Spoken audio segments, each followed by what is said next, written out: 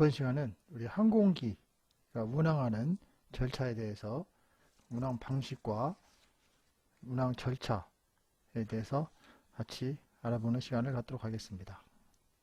항공기 운항 방식에는 되게 두 가지가 있습니다. 첫 번째는 시계 운항 방식, 즉 Visual Flight Rules, VFR이라고 칭하고요. 다음 두 번째는 이 계기 비행 방식, Instrument Flight Rules, IFR 방식이라고 합니다.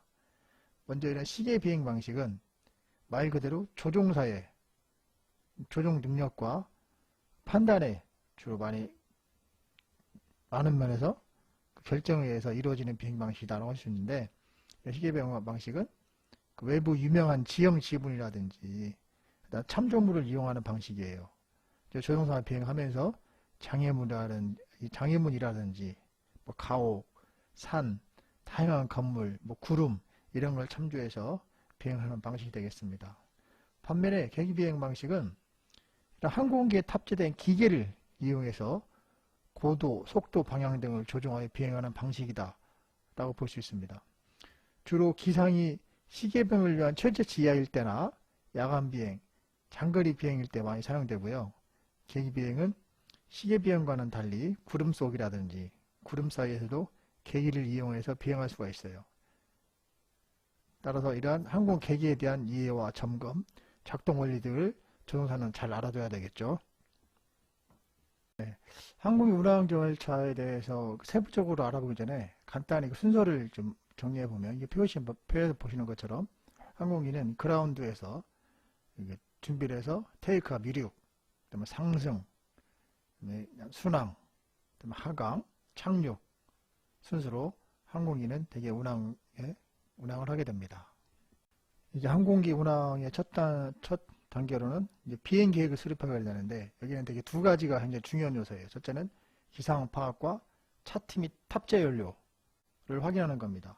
항공기는 하늘에 떠서 운항하기 때문에 다른 어떠한 운송수단보다 기상에 민감할 수밖에 없어요. 따라서 항공 기상 정보는 일반 기상 정보와는 비할 수 없을 만큼 매우 자세하고 정확해야 되겠죠. 또 하나는 이제 차트 및 탑재 연료입니다. 운행을 위해서 지도가 존재하듯이 비행을 위해서도 항로라든가 공항, 항행 보조시설이 표시된 비행 차트가 있어요. 이런 차트를 꼼꼼히 확인해야 되겠고, 비행기에 탑재하는 연료는 시계 비행을 하는지 계기 비행인지를 맞게 필요량을 잘 준비를 해야 됩니다. 이제 비행기 수립 단계를 넘어서면 이제 항공기 이륙전 절차로서 첫 번째 운항 브리핑을 하게 됩니다. 운항 브리핑은 비행 시작 전에 일반적인 비행 같은 경우는 이제 비행에 관계된 조종사, 승무원들이 함께 모여서 운항에 관한 브리핑을 실시합니다.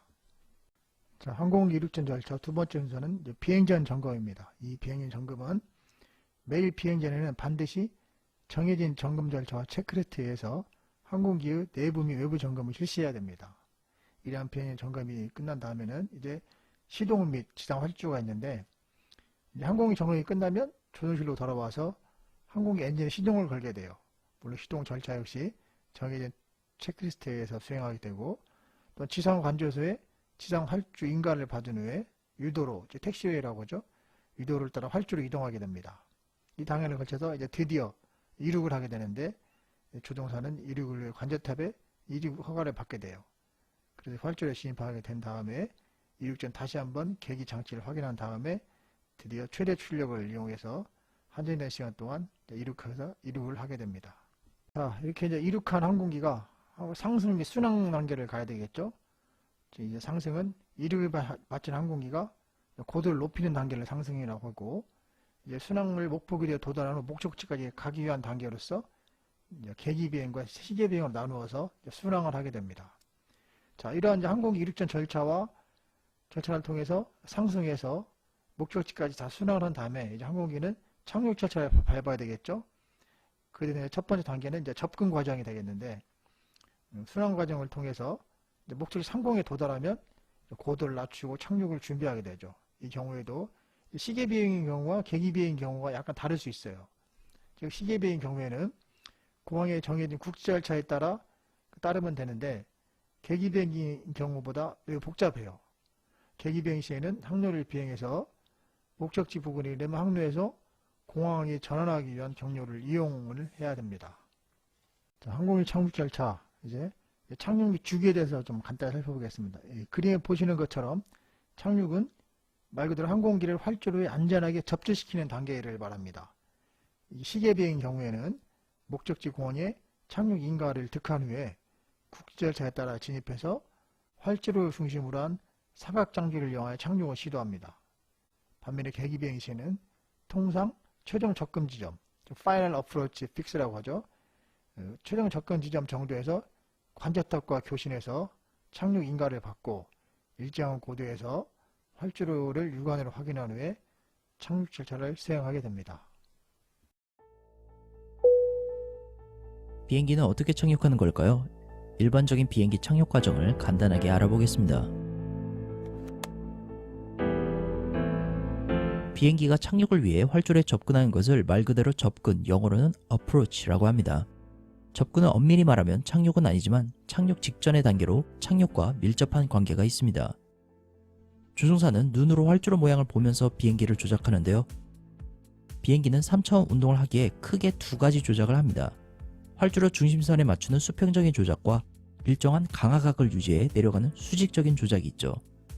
조종사는 이 두 가지 조작을 동시에 수행하면서 착륙 활주로로 접근합니다. 하지만 기상이 항상 좋지는 않죠. 구름이라도 잔뜩 끼어 있다면 조종사는 활주로를 볼 수 없으니 접근할 수 없습니다. 기상에 상관없이 일괄적이고 안전한 접근을 유도하기 위해 전파를 이용합니다. 조종사는 두 가지 조작이 필요하기 때문에 전파를 쏘는 장비도 두 가지 설치하는데요. 하나는 로컬라이저라고 하며 비행기가 활주로 중심선을 유지할 수 있도록 활주로 끝에 설치합니다. 그리고 다른 하나는 글라이슬롭이라고 하며 일반적으로 3도 강하각으로 비행기를 유도하고 위치는 활주로의 끝에서 약 1000피트 떨어진 곳에 있습니다. 만약 비행기가 계속해서 접근하면 이 1000피트 지점에 닿는다고 생각하시면 되겠습니다. 로컬라이저는 수평적인 유도를, 글라이슬롭은 수직적인 유도를 해주는데요. 이 로컬라이저와 글라이슬롭은 Instrument Landing System, 통칭 ILS에 속합니다. ILS 접근은 수평유도, 수직유도 두 가지가 다 있는 접근이기 때문에 매우 정밀하게 접근할 수 있습니다. 그래서 ILS는 정밀 접근이라고도 하죠. 웬만한 공항들은 ILS가 설치되어 있고 실제로 에어라인 조종사가 가장 많이 행하는 접근이기도 합니다. Clear the ILS runway 33 right approach. Clear the ILS runway 14 right approach. Clear for ILS runway 34 left approach. Even when localizer established, descend ILS, maintain 180 knots. Cleared for the ILS to runway 25 left. Cleared for the ILS runway 31 right approach. Turn left 2409 miles from Zabel, maintain 2000, establish the localizer, clear ILS runway 22 left. ILS는 Cat 1, Cat 2, Cat 3로 나뉘는데 가장 흔한 접근인 Cat 1을 보겠습니다. Cat 1은 활주로 높이 200피트에서 활주로 또는 그 주변을 둘러싼 환경이 보여야 하는데 이것을 Visual Reference라고 합니다. 200피트에서 조종사는 착륙을 할지 말지 결심을 해야 하기 때문에 이 고도를 결심고도라고 합니다. 이 결심고도에서 Visual Reference가 보인다면 착륙할 수 있고 보이지 않는다면 Go Around를 해야 합니다. 만약 Visual Reference가 잘 보인다면 이 결심고도서부터는 주로 육안으로 활주로를 보면서 조작합니다. 정상적으로 접근했다면 비행기는 활주로 끝을 50피트 높이로 통과합니다. 비행기는 3도 강하각을 유지하면서 내려오는데 약 700fpm의 강하율, 그러니까 초당 약 3.6m의 강하율로 활주로에 접근합니다. 만약 비행기가 접근 자세 그대로 착륙하면 상당한 충격이 가해지겠죠. 그렇기 때문에 강하율을 줄여줄 필요가 있습니다. 비행기의 자세를 접근 자세에서 착륙 자세로 바꿔주는 단계를 Flare라고 합니다. Flare는 기종에 따라 다르지만 보통 30에서 40피트 사이에서 행하게 됩니다. 활주로 위에서의 높이는 Radio Altimeter라는 전파 고도계를 이용해 알 수 있습니다. 50, 40, 30 등의 소리는 Radio Altimeter가 자동으로 불러주는 피트 고도인데요. 이러한 자동 음성을 오토 콜아웃이라고 합니다. 물론 조종사들은 이 오토 콜아웃을 참고하기는 하지만 플레어를 함에 있어 기술을 들어주는 양은 여전히 활주로를 보면서 조작합니다. 그리고 비행기가 플레어를 마치게 되면 보통 5피트를 유지한 채로 수평 비행을 하게 됩니다. 플레어를 할 때 동시에 엔진도 아이들로 만들어주는데요. 정확한 아이들 시기는 조종사의 판단에 따라 달라질 수 있습니다. 5피트 근방에서 착륙 자세를 만들고 엔진이 아이들이 되면 비행기는 서서히 감속합니다. 비행기가 뜨는 힘, 양력은 속도의 제곱에 비례하는데 속도가 줄어들면서 기하급수적으로 양력이 줄어들게 됩니다. 5피트는 상당히 낮은 높이이긴 하지만 이 상태에서 양력을 잃어 그대로 떨어지면 충격이 꽤 있습니다. 조종사는 비행기가 내려앉는 것을 오감으로 감지해서 속도로 잃은 양력을 보상하기 위해 기술을 들어주는데요. 즉 받은 각을 증가시켜 강하율을 최대한 낮춥니다. 기수가 조금씩 들리면 들릴수록 바퀴는 점점 아래로 내려가게 됩니다. 그리고 마침내 바퀴가 자연스럽게 활주로에 닿게 되면서 비행기가 사뿐히 착륙할 수 있는 것이죠. 비행기가 땅에 닿는 것을 터치다운이라고 합니다. 활주로를 보면 활주로 끝에서 500피트 간격마다 터치다운 존 마킹이 있습니다. 의뢰 정상적인 착륙은 활주로 끝에서 3000피트 이내에 착륙하는 것을 말하기에 터치다운 존도 3000피트까지 있죠. 바퀴가 활주로에 닿게 되면 조종사는 역추진을 전개하고 활주로 중심선을 유지할 수 있도록 합니다. 동시에 날개에 부착된 스포일러라는 공기 역학적인 브레이크가 작동합니다. 이 상태에서 비행기의 앞바퀴는 아직 들려있는 상태입니다. 조종사는 이 앞바퀴가 활주로에 사뿐히 닿을 수 있도록 기술을 천천히 내려놓습니다. 이러한 조작을 디로테이션이라고 합니다. 역추진과 스포일러는 고속에서 효과적이기 때문에 고속에서 적극 사용하고 저속에서는 휠 브레이크를 사용하는 것이 일반적입니다. 충분히 감속하면 비행기는 가장 가까운 유도로를 통해 활주로를 빠져나갑니다. 활주로가 짧거나 미끄러운 경우 너무 늦게 터치다운하면 남은 활주로가 짧을 수도 있죠. 그래서 조종사는 필요시 터치다운을 일찍 할 수 있도록 5피트에서 강하율을 줄이기보다는 그대로 착륙하는 경우가 종종 있습니다.